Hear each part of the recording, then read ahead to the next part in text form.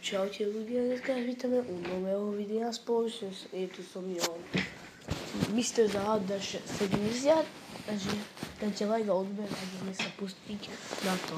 Krampus.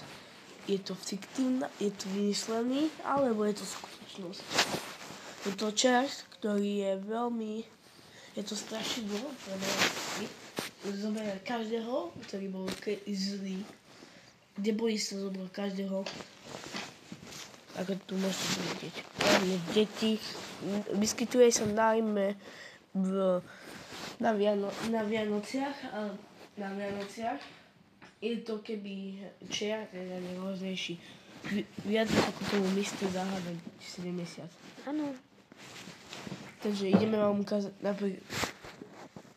napríklad. Tu môžete vidieť Krampus, ako vyzerá. Je to vlastne monštrum, ktoré keby na Vianoce neposlušných dáva preč. Je kradne. Ako to môžete vidieť? Sú aj videá o Krampusovi, ktoré si vám ukážeme. No tu sme napríklad.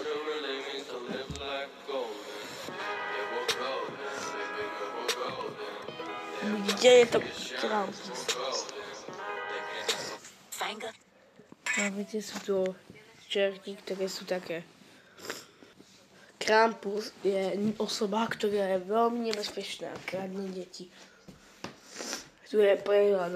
Krampus je alpská strašidlo, kde sa obievajú predovšetkým okolo adventu v Rakúskom a